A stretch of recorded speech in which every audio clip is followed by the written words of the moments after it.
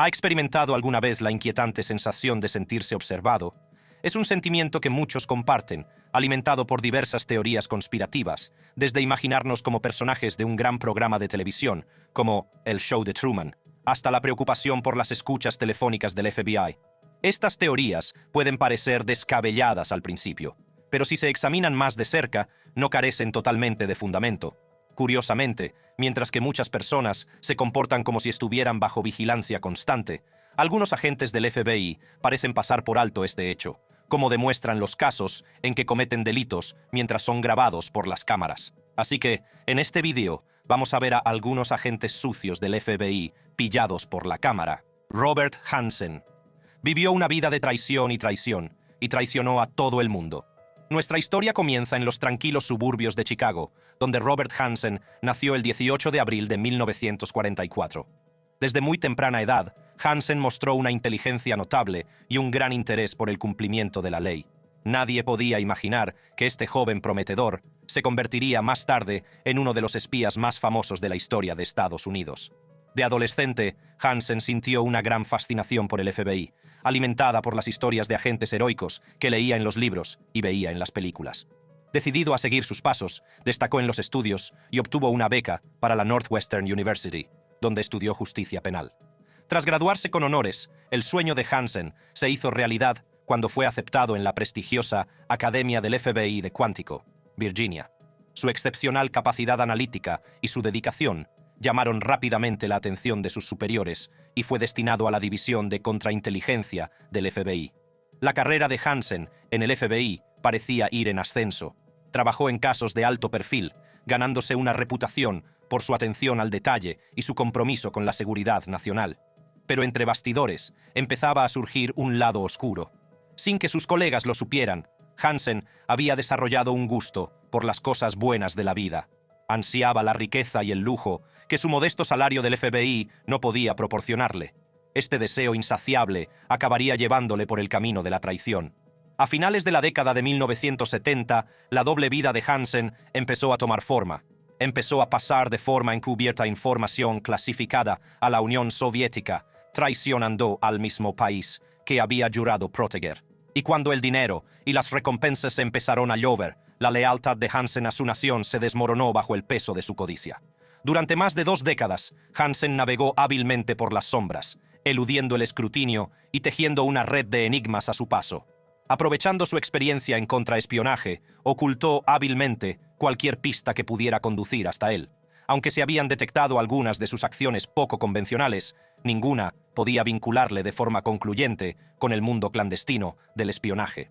Cuando la década de 1980 dio paso a la de 1990, el FBI empezó a sospechar que había un topo entre sus filas tras la detención de Aldrich Ames. Información clasificada llegaba misteriosamente a manos de los rusos, comprometiendo la seguridad nacional. La caza del traidor había comenzado, y pocos sabían que el culpable no era otro que uno de los suyos. En un principio, la investigación se centró durante 2 años en otro experimentado agente de la CIA. Sin embargo, en el año 2000 se produjo un momento crucial. El FBI logró obtener documentación rusa auténtica que retrataba a un espía estadounidense que guardaba un parecido asombroso con Hansen. La investigación de las filtraciones fue una tarea de enormes proporciones, ya que el FBI tuvo que navegar por un mar de posibles sospechosos. Pero estaban decididos a descubrir la verdad y proteger a la nación de nuevos daños. Su incesante persecución les llevó a un gran avance cuando descubrieron un patrón de operaciones comprometidas que apuntaba directamente a Robert Hansen. Armado con esta pista crucial, el FBI intensificó sus esfuerzos para reunir pruebas contra Hansen.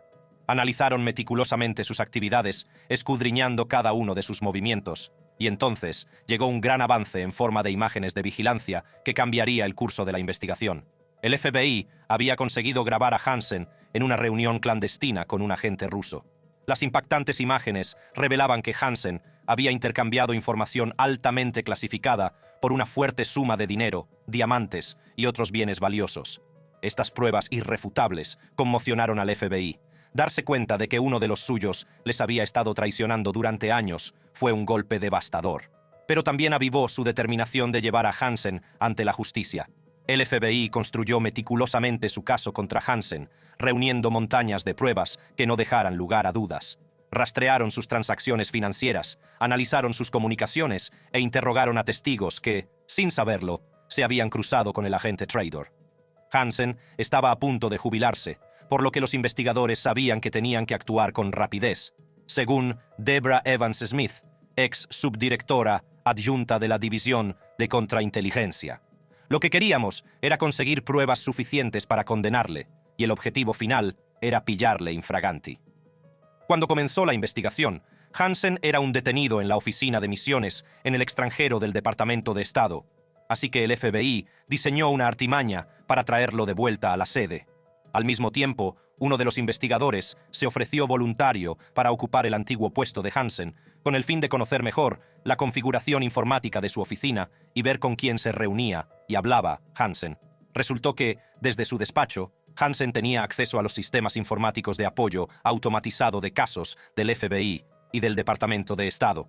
Esto significaba que el espionaje le resultaba fácil. Todo lo que tenía que hacer era cerrar las puertas de su despacho.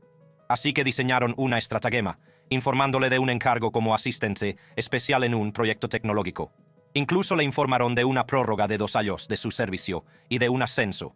Luego, en 2001, se trasladó a este despacho, de la sede central, equipado en secreto, con cámaras de vigilancia y un micrófono para desempeñar un falso papel, mientras que a su ayudante le dijeron que vigilara sus movimientos.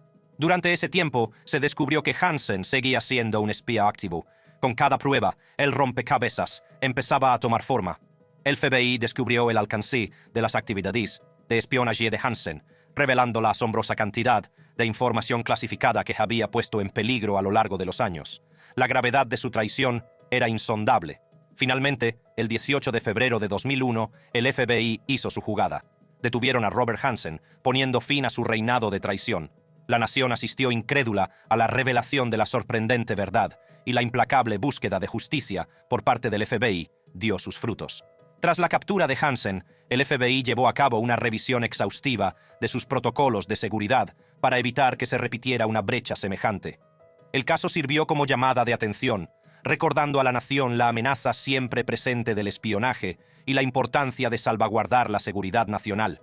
La nación contuvo la respiración cuando comenzó el juicio de Robert Hansen, que reveló el escandaloso alcance de su traición y el daño que había infligido a la seguridad nacional. La sala del tribunal se llenó de expectación cuando la acusación presentó su caso, dejando al descubierto las pruebas contra el exagente del FBI caído en desgracia. El juicio desveló una red de engaño y codicia que había consumido la vida de Hansen. Se reveló que había recibido más de 1,4 millones de dólares en efectivo, fondos bancarios y diamantes de los rusos a cambio de información de seguridad nacional altamente clasificada. La audacia de sus acciones dejó a la sala incrédula. A medida que avanzaba el juicio, la acusación llamó a testigos que habían interactuado con Hansen sin saberlo durante sus actividades de espionaje. Sus testimonios ofrecieron una imagen escalofriante de un hombre que había traicionado a sus colegas, a su país y a los principios que había jurado defender. La defensa, en un intento desesperado por salvar la reputación de Hansen, argumentó que había sido coaccionado por los rusos y que había actuado por temor a la seguridad de su familia. Pero las abrumadoras pruebas en su contra dejaban poco margen a la compasión. El juicio también arrojó luz sobre los esfuerzos del FBI por capturar a Hansen. Se reveló que las imágenes de vigilancia que habían conducido finalmente a su detención eran el resultado de una minuciosa operación en la que habían intervenido tecnología avanzada y la incansable dedicación de los agentes del FBI implicados. Cuando el juicio llegaba a su punto culminante, Hansen fue declarado culpable de múltiples cargos de espionaje y condenado a cadena perpetua sin posibilidad de libertad condicional. La nación respiró aliviada, sabiendo que se había hecho justicia. Las revelaciones que surgieron durante el juicio conmocionaron a la comunidad de inteligencia y provocaron una revisión exhaustiva de los protocolos de seguridad. Fue un duro recordatorio de que incluso aquellos a quienes se había confiado la protección de la nación podían sucumbir al encanto de la traición. El caso de Robert Hansen sirve de advertencia, recordándonos la amenaza siempre presente del espionaje y la importancia de la vigilancia para salvaguardar la seguridad nacional. Es una historia que quedará grabada para siempre en los anales de la historia de Estados Unidos. Jared Weiss. En los anales de la aplicación de la ley, hay pocos puestos tan prestigiosos como el de supervisor del FBI. A estas personas se les confía la misión de mantener los más altos niveles de justicia, integridad y protección del pueblo estadounidense. Pero, ¿qué ocurre cuando uno de los suyos cae en desgracia? Se trata de Jared Weiss, un antiguo supervisor del FBI, cuyas acciones, el 6 de enero, conmocionaron al país. Jared Weiss, un nombre que antes inspiraba respeto en la comunidad policial, es ahora un símbolo de traición. Weiss había pasado años ascendiendo en el FBI, ganándose una reputación por su dedicación y compromiso con la justicia.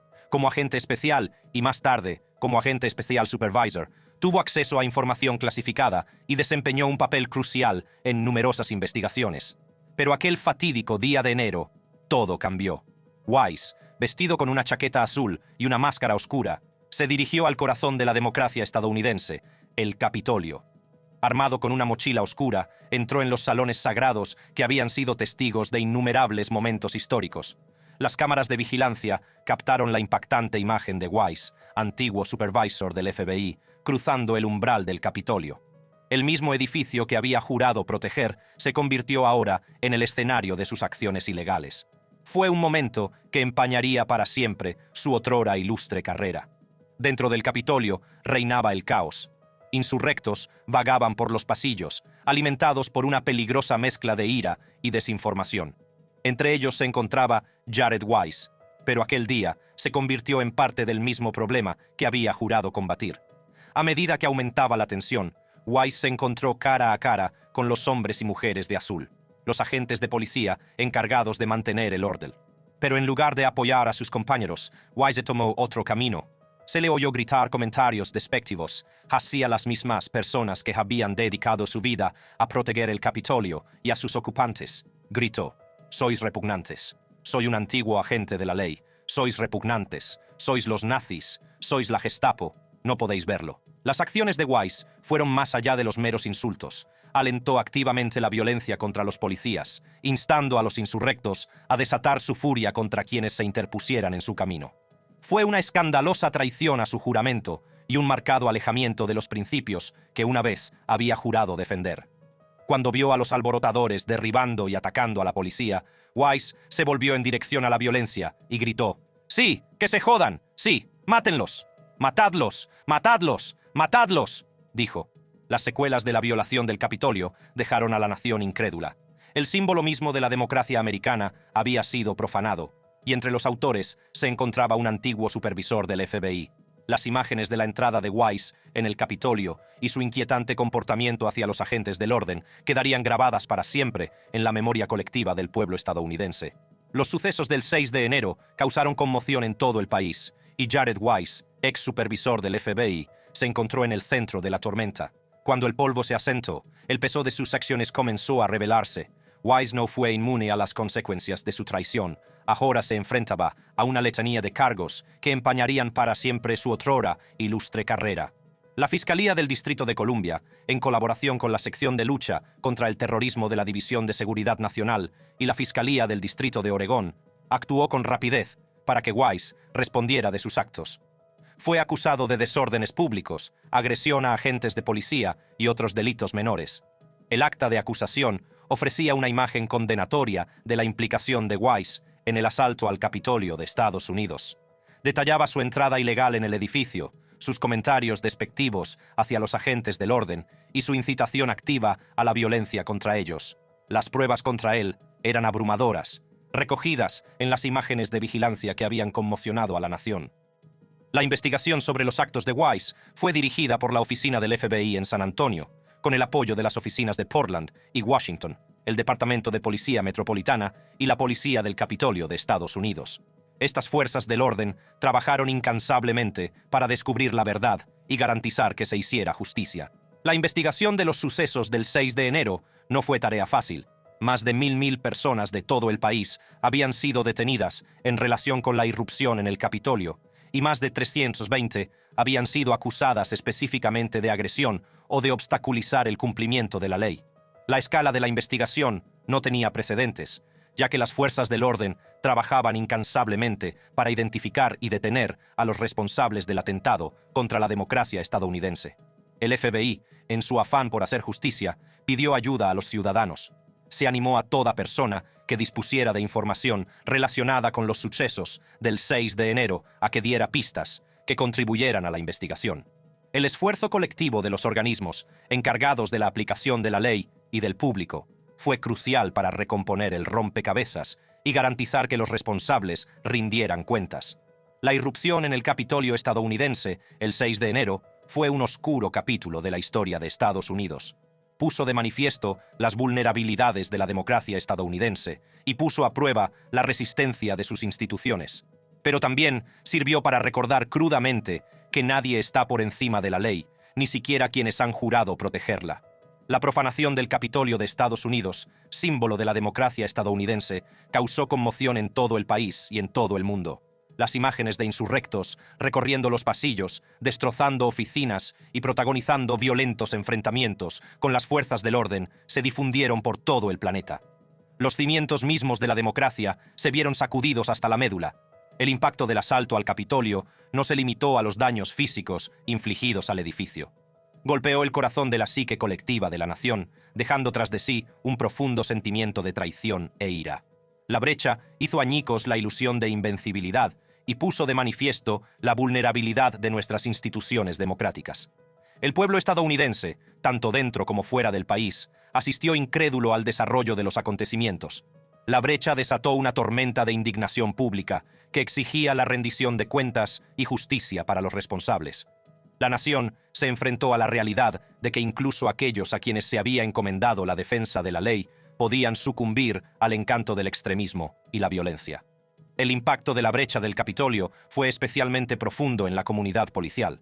Las acciones de individuos como Jared Weiss ensombrecieron la dedicación y el sacrificio de los innumerables hombres y mujeres que sirven y protegen. Erosionó la confianza entre las fuerzas del orden y las comunidades a las que juraron servir. Tras la filtración, las fuerzas del orden de todo el país pusieron en marcha una investigación a gran escala para identificar y detener a los responsables. La búsqueda de la justicia se convirtió en una prioridad absoluta, mientras la nación trataba de curar las heridas infligidas a su democracia. Las investigaciones en curso sirvieron para recordar que el Estado de Derecho prevalecería y que quienes lo hubieran violado se enfrentarían a las consecuencias. La brecha del Capitolio también renovó el compromiso de salvaguardar la democracia. Sirvió como llamada de atención, provocando una reevaluación de las medidas de seguridad y una renovada atención a la protección de las instituciones que constituyen los cimientos de la democracia estadounidense. Gerald Rogero. Es irrespetuoso. ¿Por qué? Porque si vas a llegar tarde, por cortesía, si sabes que vas a llegar tarde, ¿por qué no le dices, oye, voy a llegar tarde? Era un día aparentemente normal en Maryland, en el que los padres se reunían para la entrega de la custodia de los hijos. Poco podían imaginar que este intercambio rutinario pronto se convertiría en un horrible incidente que sacudiría a la comunidad hasta sus cimientos. Rogero había visitado a una amiga que se anticipaba a la entrega de la custodia de su hija de 1 año. La situación se agravó cuando el padre de la niña llegó tarde a la entrega, lo que provocó tensiones. Según las imágenes de vídeo, Rogero y la adolescente formaban parte de un grupo de personas presentes durante el intercambio, que pasó de ser polémico por la tardanza del padre a convertirse en un enfrentamiento abierto. Rogero, un veterano del FBI con 20 años de experiencia, era conocido por su firmeza y dedicación a su trabajo. Pero ese fatídico día, algo salió mal. Cuando llegó el padre del niño, aunque con unos minutos de retraso, la paciencia de Rogero se agotó. Empezó a reñir al padre, con una voz llena de ira y frustración. El adolescente, que estaba cerca, observaba la discusión sin darse cuenta del caos que estaba a punto de desatarse. «Es mi problema. ¿Qué problema tienes tú?» Inaudible. «No me importa cómo te sientas». En un repentino ataque de ira, Rogero empujó al adolescente al suelo, pillándole desprevenido. La fuerza del empujón hizo que el joven tropezara y su cuerpo se estrellara contra el pavimento. Mientras el adolescente luchaba por recuperar la compostura, con el miedo grabado en el rostro, la agresividad de Rogero alcanzó un nuevo nivel. En un sorprendente giro de los acontecimientos, Rogero echó mano de su arma reglamentaria, blandiéndola amenazadoramente hacia el indefenso adolescente. El ambiente se volvió tenso y los espectadores se quedaron boquiabiertos. Rogero pasó entonces a ponerle bajo arresto. «Si tengo que dispararte, lo haré», le dijo. «No me obligues a dispararte». Rogero no sabía que todos sus movimientos estaban siendo grabados por un testigo con su teléfono móvil. El vídeo, que más tarde se haría viral, se convertiría en el catalizador de la justicia y la rendición de cuentas. Los hechos ocurridos aquel día cambiarían para siempre la vida de los implicados e iniciarían un debate nacional sobre el abuso de poder y la urgente necesidad de que los organismos encargados de hacer cumplir la ley rindan cuentas. La sala se llenó de expectación cuando comenzó el juicio. La fiscalía presentó las pruebas condenatorias, incluido el vídeo grabado con un teléfono móvil que captaba la agresión en su totalidad. El vídeo sería el núcleo de la acusación. El fiscal argumentó que las acciones de Rogero eran un claro abuso de poder, una traición a la confianza depositada en él como agente del FBI. Pintaron un cuadro vívido de un hombre que dejó que su ira y su autoridad sacaran lo mejor de él. En el otro bando, el abogado defensor intentó justificar las acciones de Rogero, alegando que actuó en defensa propia y que el adolescente suponía una amenaza. Argumentaron que debía tenerse en cuenta la amplia experiencia de Rogero en el cumplimiento de la ley. El jurado, compuesto por ciudadanos de a pie, tuvo la pesada responsabilidad de determinar el destino de Rogero. Examinaron detenidamente las pruebas presentadas y escucharon las declaraciones de los testigos que habían presenciado el incidente. Tras horas de deliberaciones, el jurado llegó a un veredicto. Gerald Rogero fue declarado culpable de agresión en segundo grado, una condena que mancharía para siempre su reputación y su carrera. La familia de la víctima, que había sufrido el trauma de presenciar la agresión a su ser querido, sintió alivio y validación. Creían que se había hecho justicia, aunque en menor medida de lo que esperaban. Inmediatamente después de conocer la decisión del jurado el viernes, Rogero pareció a punto de desmayarse y tuvo que ser trasladado en ambulancia desde el juzgado.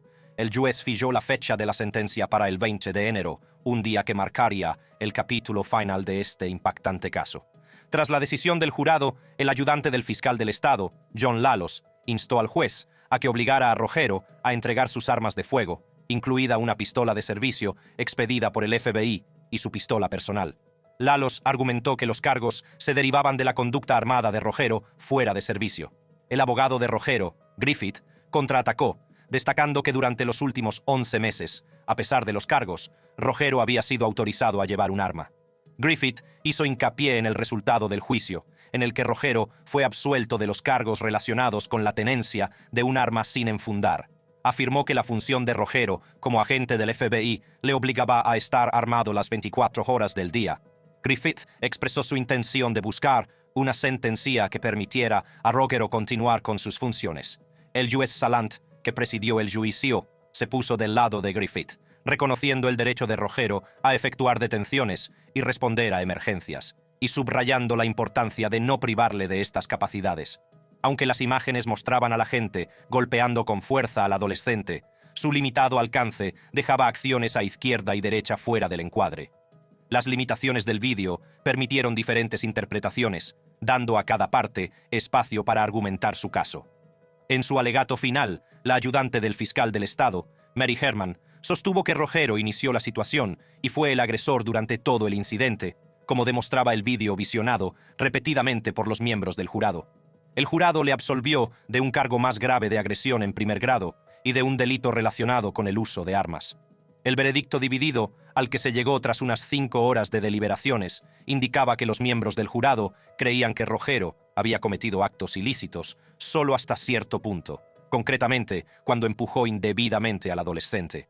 Una vez que el adolescente recuperó el equilibrio y se produjo un forcejeo entre él y Rogero, se consideró justificado que el agente sacara su pistola de la funda del tobillo, apuntara al joven y le ordenara tirarse al suelo. Durante el testimonio, Rogero dijo: «Fue algo subconsciente», y recordó que solo dijo esas palabras para que cumpliera lo que le estaba pidiendo que hiciera. A medida que se acercaba la fecha de la sentencia para Gerald Rogero, la comunidad esperaba ansiosamente el capítulo final de este impactante caso. Esperaban que las consecuencias a las que se enfrentaría enviaran un poderoso mensaje sobre la responsabilidad de quienes ocupan puestos de autoridad. Griffith señaló que momentos cruciales del vídeo corroboraban la afirmación de que el agente se enfrentaba a una amenaza inminente de un adolescente verbalmente agresivo. Hizo hincapié en la importancia de las pruebas de vídeo durante su alegato final, afirmando: «Gracias a Dios por el vídeo». Agente especial, Rubén Hernández: lo siento mucho, asegurado. Tiene una placa. FBI. Es un agente del FBI. En la tranquila ciudad de Grand Rapids, Michigan, donde imperan la ley y el orden, se estaba gestando una tormenta inesperada. Era un día como cualquier otro, hasta la llegada del agente especial Rubén Hernández, un agente del FBI, con una misión que pronto daría un giro oscuro y retorcido. El agente especial Hernández había sido destinado recientemente a Michigan para una misión de investigación crucial. Cuando pisó la ciudad, nadie sabía que su presencia pronto conmocionaría a toda la comunidad. Los testigos informaron de que el agente especial Hernández parecía estar muy estresado a su llegada. Sus ojos se movían nerviosos y había cierta inquietud en su comportamiento. Los que le rodeaban no sabían que algo iba mal. A medida que avanzaba el día, se hizo evidente que el agente especial Hernández no era el mismo. Empezaron a circular rumores de que había estado consumiendo alcohol, lo que aumentó la preocupación por su comportamiento. La combinación de estrés, presión y posiblemente alcohol parecía estar haciendo mella en el agente especial Hernández. Cada vez estaba más agitado y mostraba signos de paranoia, como si estuviera atrapado en un mundo creado por él mismo. A medida que avanzaba el día, los testigos observaron que el comportamiento del agente especial Hernández era cada vez más errático. Parecía estar al límite, como si luchara contra demonios internos. La combinación de estrés, paranoia y posiblemente alcohol creó una mezcla volátil que estaba a punto de explotar. Agentes del Departamento de Policía de Grand Rapids acudieron a Planet Fitness en el Tren 681 de la calle 28 SE. Tras varias llamadas al 911, informando de que un hombre estaba exhibiendo un arma de fuego en el gimnasio. Según las autoridades, Hernández efectuó 3 disparos contra el sargento Gómez, afortunadamente sin alcanzarle. Hernández fue detenido por la policía a punta de pistola en una zona de aparcamiento situada junto a Lake Eastbrook Boulevard, SE, justo al norte de Shops at Center Point Mall. El sargento de policía, haciendo gala de una inmensa valentía y rapidez mental, consiguió esquivar las balas disparadas por el agente especial Hernández. Ante el peligro, mantuvo la compostura y la concentración, garantizando la seguridad de los que le rodeaban. Las imprudentes acciones del agente especial Hernández no solo habían puesto en peligro la vida de un compañero de las fuerzas del orden, sino que también habían puesto en peligro a toda la comunidad. Las consecuencias de su comportamiento descontrolado estaban a punto de caer sobre él. La policía actuó con rapidez.